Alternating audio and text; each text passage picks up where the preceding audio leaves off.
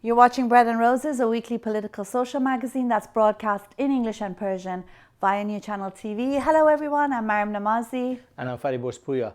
In this week's program, we'll be interviewing Dia Khan, producer and filmmaker, about honor killings. We'll also be talking about the migrant crisis, the wonderful welcome committees that have been established in various countries, as well as a fatwa on roller skating in Mecca.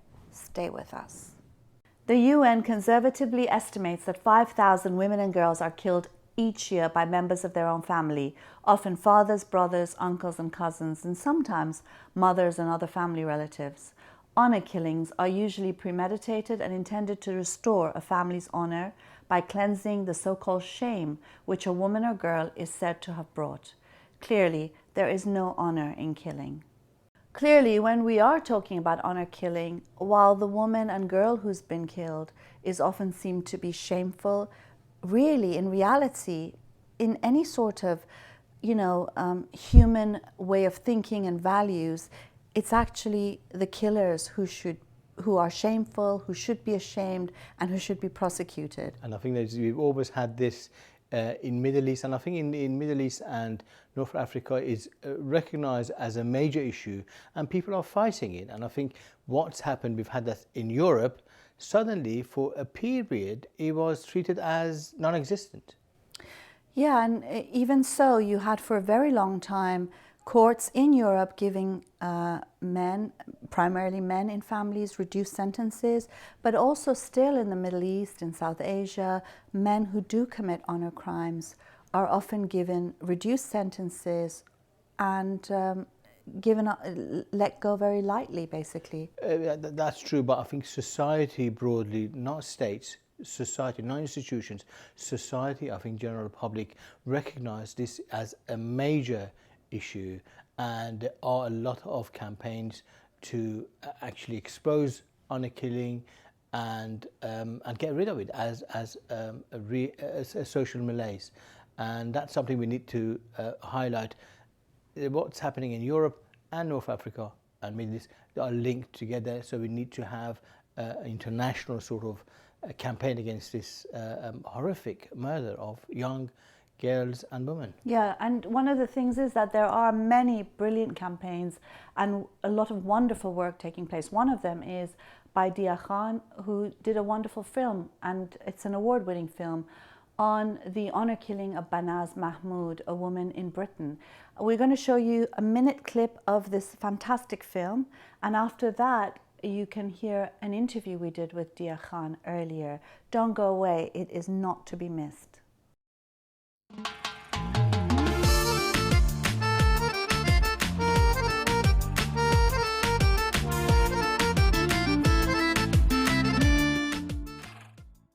Dia, it's a pleasure having you on our program. I wanted to ask you about Banaz, A Love Story. It's a film that really had a huge effect on me, and I think a lot of people. How did you feel making it? It was, the story had a huge impact on me as well. When I first started out I wanted to make a documentary about honor killings, and the reason I wanted to make a documentary about that is I wanted people to understand what it really is, what all the dynamics are, in order for people to then react to it appropriately. So whether it's the police, whether it's the education system, whether it's the health services, anyone on the front lines in a position to help young people at risk, for them to understand better what it is. So I wanted to create this sort of help tool, educational tool for them. And when I first started out, I was actually going to cover several stories. And one of the stories was Banaz's story.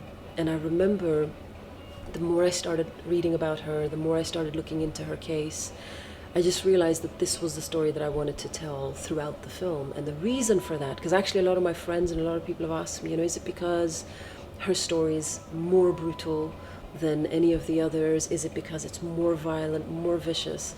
And the answer is no, they're all really brutal. They're all really violent and vicious and up close and personal.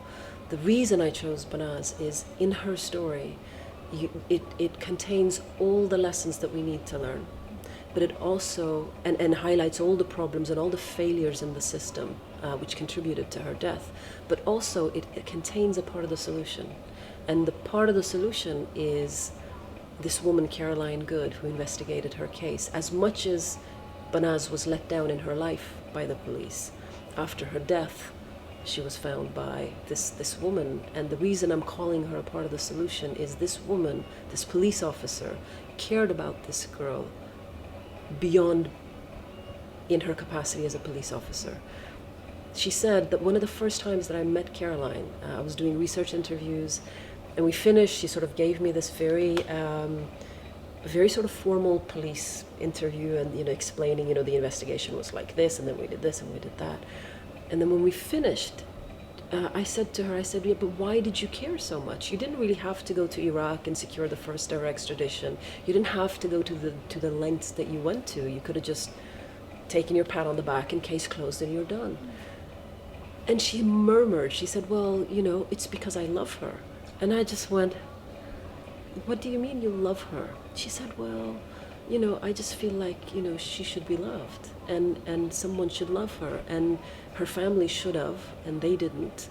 And so I should, so I do. And I just choked up, and I just realized this is the story I want to tell. I mean, I get goosebumps even thinking about it. This is the story I want to tell. I want to tell not just the horror story, but I also want to tell the love story, not the obvious one of the man that Banaz fell in love with, but this one of this white woman, police officer, who's never met this kid in her life, who can so desperately, deeply care and love this young girl. That's what we need. To me, that's the solution to everything that we all care about. It's for people to care.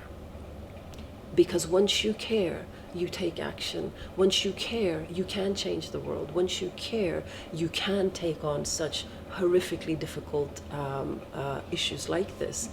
And because I wanted there to be a window of possibility. I didn't want people to watch the film or to hear about these types of cases and think, well, there's nothing we can do. Or sit in some kind of self-righteous, kind of morally indignant sort of position of, well, this is just what those people do, just let them get on with it, let them kill each other. But for people to really sit down and feel, actually, no, these young women, these young people are ours, all of ours, whether we're white, whether we're brown, whether we're whatever we are. They're our kids, and we all have a responsibility to care for them and to be there for them and to do our part. And this woman, Caroline, sort of exemplifies that. And so that's, to me, it's so important to not just, in the work that I'm doing anyway, is to show the problems, is to ask the difficult questions, but then also allow for the space where possibility of solutions can happen. Tell us a bit about Banaz exactly, because also one, I think, strength of her story is also her resistance to this all, her trying to get help throughout. Yeah, I mean, you know, the thing about Banaz is that, well, just a very brief background on her life. She was born in Iraq, in the Kurdish region of Iraq. Her and all of her sisters were cut by their grandmother as children, so female genital mutilation as children.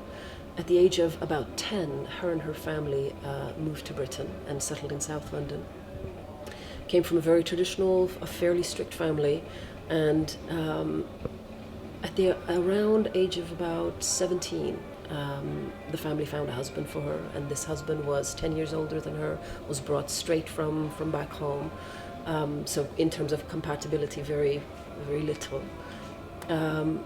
She agreed to the marriage, as much as a 17-year-old can agree to a marriage to a stranger. This man was very violent, he was very brutal, he beat her, he raped her. Which she tried to keep a secret from the family for quite a long time. Then eventually, when she couldn't take it anymore, she told her family and said that she wanted to leave. And her family's response was, you need to try harder to be a better wife to this man, and you need to go back, in fact, and do your job as a wife. And she did. She did go back, and she continued to try, and eventually she couldn't take it anymore. And she said, I'm not going to do this. She left, went back to the family home, lived with the parents, and started the process of rebuilding her life. And in this process of rebuilding her life, she also fell in love with somebody. The extended family found out about. and very quickly started making plans to stop this. And what we know now is that there was a meeting that took place in their grandmother's house in South London in December. And by the end of January, she was killed. Now, the sort of added tragedy for me in this is that while she was alive, Banaz went to the police 5 times asking for help. 5 different times saying, this is what's going to happen to me. I need help. What can I do? And the fact that she was turned back every single time, other than I think the very last time, the woman said, it sounds to me like you're in a, the police officer said, it sounds to me like you're in a very serious situation, you need to come back. You need to stay here and not go back to the family. She said, I'll be back tomorrow because my mum's at home and my mum's not going to let anything happen to me. And she never came back because they killed her that night. So to me, not only was Banaz betrayed by her family and then by the silence of the wider community who knew about what had happened to her and never said anything, but also the fact that the society that she lived in, the society that promises us equal rights, equal opportunities, but also equal protection. Doesn't matter who you are, doesn't matter what you look like and what background or family you come from, you deserve justice, you deserve protection. The fact that none of that was available to her in Britain today is unacceptable. And that betrayal it's just devastating. And so that's the part of the story that's very important to me, in the sense of those are the lessons that we need to learn. And the lessons are that when a woman comes and asks, the thing is, Banaz did everything right. Very often authorities say that when it comes to either domestic violence cases or forced marriage cases or any kind of violent or abusive cases when it comes to women, most women don't want to come forward and ask for help. Or most women don't come and report it. She did. She did everything we're told we should do if we're in trouble, and still there's no help. I mean, on one occasion, one of the police officers said that she was just being hysterical and just being overdramatic, and actually went to Banaz's father, and said, she's trying to raise a complaint against you.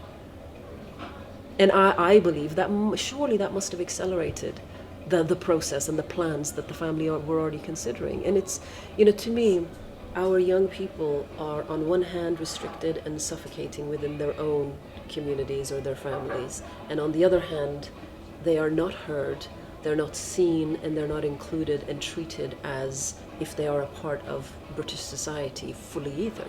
And so I think many of our young people find themselves caught in this in the sort of no man's land. And it also makes it, I think, very difficult for some young people and young women especially to leave abusive relationships, because they are afraid of stories like Banaz as well, because they worry that if I go out, will somebody believe me? Will somebody even understand that this does happen and this is real for me? I guess one final question will have to be, how can we change this, from Iran to Iraq to Britain and elsewhere? All change comes from ourselves. So I think each and every one of us as individuals, I think there's a lot we can do. And some of the things that we can do is, issues like honor killings. It's not happening for the health of the family. The family is doing it because they are wanting to save face, not for themselves, but for us. There's a reason why these killings happen, because they're trying to impress or trying to give us, the broader community, a message. So I think all of us have to make it, we have to make it very clear what we really think about it. And we have to make a decision. What do we really want for our young people? What do we want for our future? Do we want for our future to suffocate all talent, all dreams, all choices, all true expression of our young people and our children? Is that the kind of stinted development and therefore stinted societies that we want? Or do we want to encourage and build and support healthy, flourishing, happy, loving, caring, safe, sane children? And I think, as families, rather than gaining honor from murdering your child, surely your honor should become greater and respected for being a good father, for being a good mother and a good brother, rather than the brother and the father who murders the woman in their family. That's not honorable, that's not manly, that's nothing. That's nothing. We are exterminating. We are cutting the legs off our own people, our own futures by doing this. Banaz should have still been here.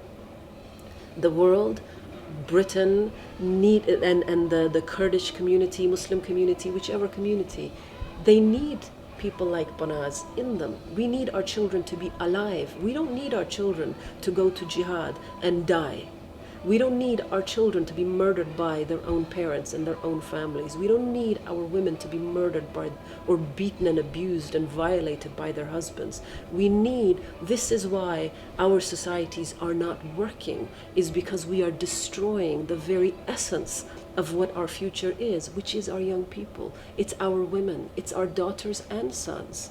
And we need them alive. We don't need them to die in the name of religion or in the name of culture or in the name of honor. We need them here with us. So that's what we can do, is as neighbors, as community members, as uncles, as aunts, as sisters, as mothers and brothers, we can all take a stand and we can all say that no, this is not the future that we want. We want a future that includes all of us. Thank you very much. Thank you.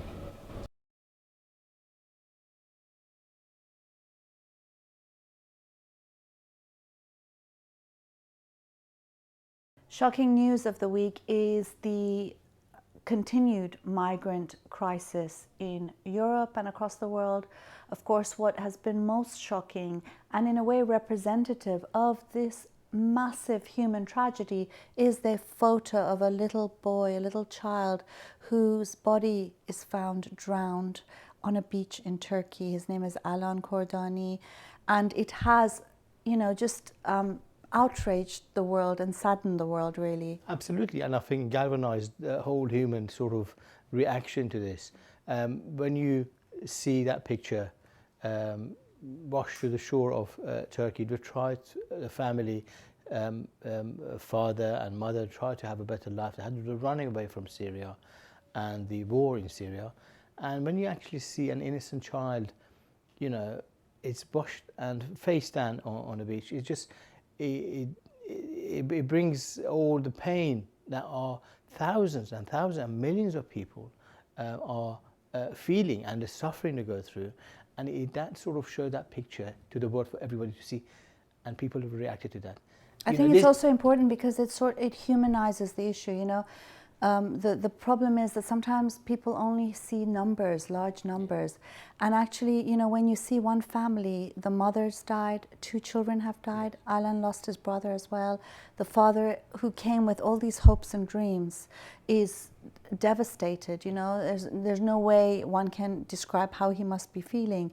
And in a sense, it just shows the reality for so many people, people on trains, people behind borders, people being pushed back by police, but also being welcomed by many people. Yeah, we'll come to that in a minute, but I think that capturing of that moment, humanizing in a very tragic moment, humanizing the reality of refugee, and these are the people who are actually running away from war, from destitution, from poverty, from oppression, from reaction, from religious dictatorship, and people need to see this differently. And I think that's we've seen this in this week, that is shifted and people have come forward. The real humanity is trying to show itself. Yeah, when I looked at this picture, it did remind me a lot about my own life, because my parents left Iran, they fled Iran so that I could have a better life, my sister could have a better life.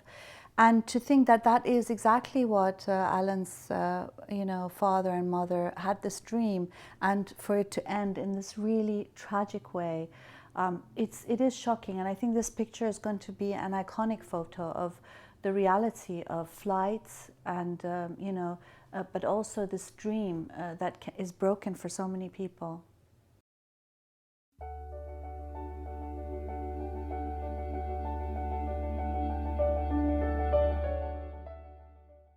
Now, in a village in India, there are these sort of elder tribunals. They're unelected, they just do their own thing.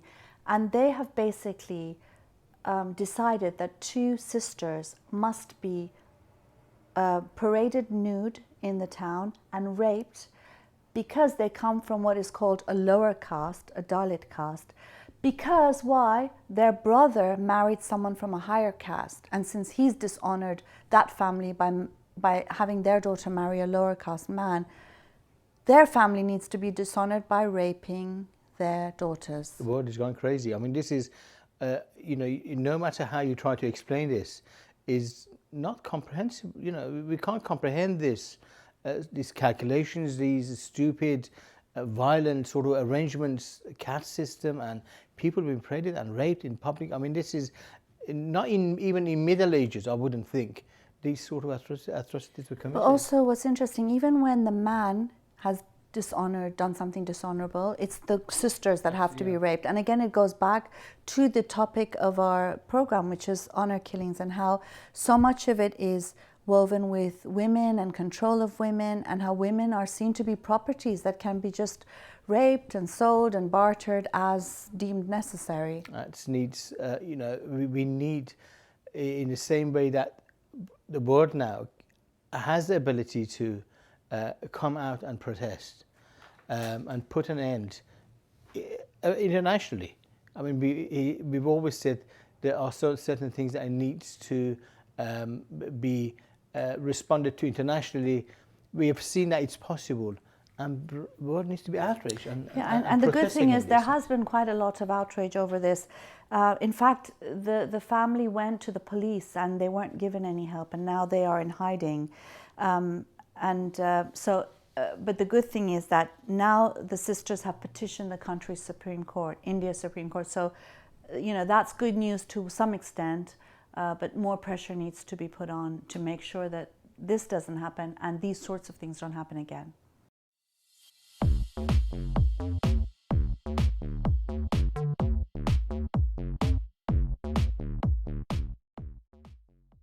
Now, the insane fatwa of this week. Where do we begin? There is a man who has been videotaped roller skating around the Kaaba. You've got to do it 7 times. Basically, there are people who are demanding a fatwa because, if someone's roller skating around, they should be walking and focusing on God and not bothering with roller skates. No, I think the whole, image of somebody roller skating with his robe and half naked around Kaaba, I think that's funny in itself. But the fact that there are people who want even to restrict that, so you got to suffer because the whole thing is about suffering. You got to go, I think, miles and miles. You got to go and stone Satan and that sort of thing. The crazy arrangements that they have over there. But it's just demanding a fatwa against roller skating and rollerblading. I don't know where we're going. Well, I mean, it's interesting because some of the complaints is that if people see him doing this, then God knows what's going to happen around the Kaaba. They've got to take control right away and issue a ban on these sorts of things. And they're going on about he should use a wheelchair if he needs help walking. Well, obviously he doesn't. Yeah. He just prefers roller skating. We'll have kites very soon, people kiting around. That's not funny. I think what we should say is that the whole arrangement is messed up. Yeah. What is this? Going round a piece of stone and saying this is God's house, and you have the kings of Saudi Arabia raking the money. I mean, if you're going to do it, you might as well do it on roller skates. That's what we say.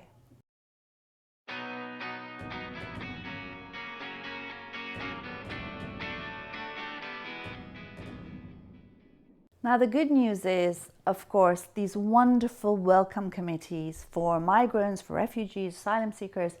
And what's wonderful is that, you've got this outpouring of human support and solidarity to the extent where I think in one place they were saying, we don't want any more donations. We can't handle anymore. We've got more than enough, and people just volunteering their homes, going and helping, handing out water and food to asylum seekers, refugees, migrants. It's wonderful. The levee is broken. I think the reality is, a few weeks ago we had a situation that we don't want immigrants and refugees here, and you had Calais as these were criminals.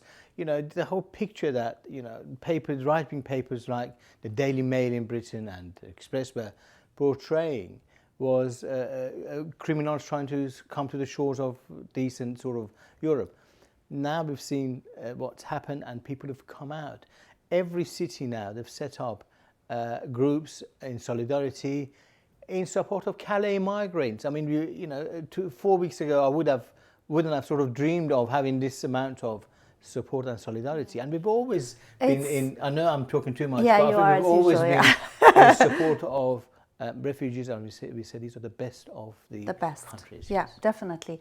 And there are so many ways to continue to support migrants coming in. We need to do that, and the reality is that it's a moral duty to do it. It's a moral duty for borders to be open, for people who are fleeing to be able to get some sort of safety. People like Alan's family, they didn't get a chance, but there are others who should.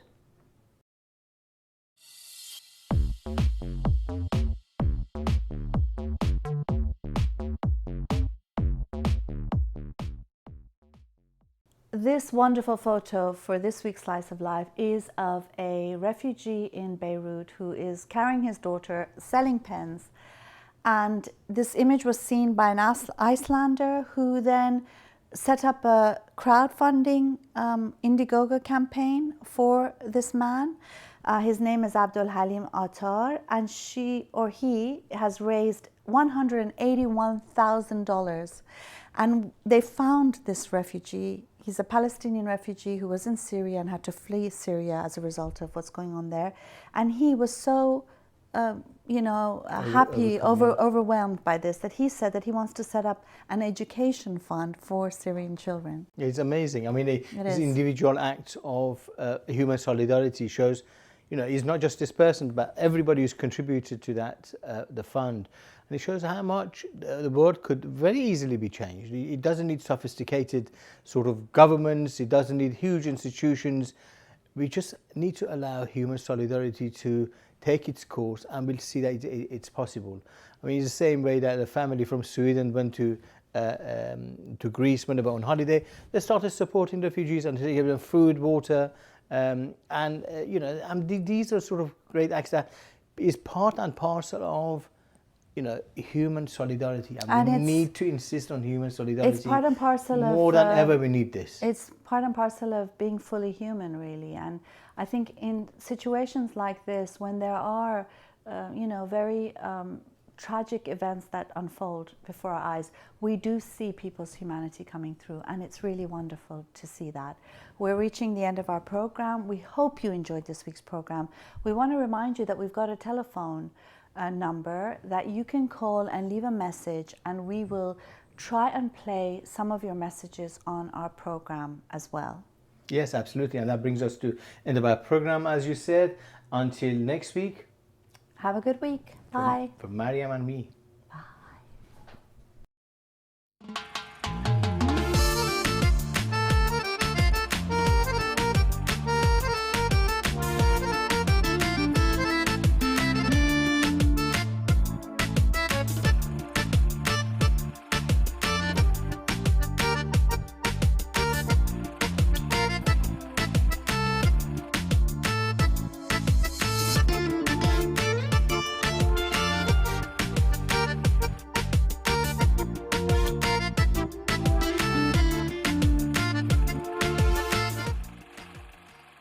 Hi, I'm Mariam Namazi. And I'm Fariborz Bospuya.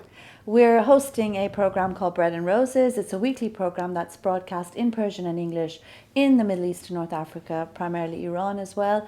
And it's also shown on YouTube internationally. And we've been doing this since last May. We're coming up to our year's anniversary, and we've had quite a lot of fun making these videos. We discuss taboo-breaking, free-thinking ideas. The Islamic regime of Iran has called us immoral and corrupt. And that's why you need to support us. We are the alternative voice in Middle East and North Africa. Of corruption and immorality. So do support us. Here's a short video from Patreon that explains how you can help us with even just $1 a week. That's nothing.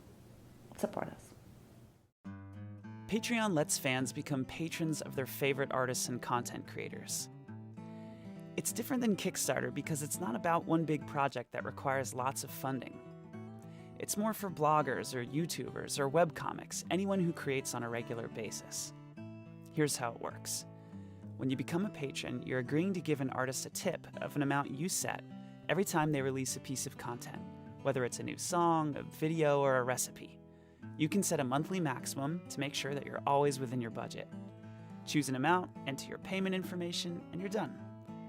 Becoming a patron allows you to view and post in the artist's stream, and in exchange for your support, artists offer additional patron packages, which might include monthly Google Hangouts, music production tutorials, pre-sale concert tickets, or anything they can offer as a way to say thanks. Patreon, empowering a new generation of content creators.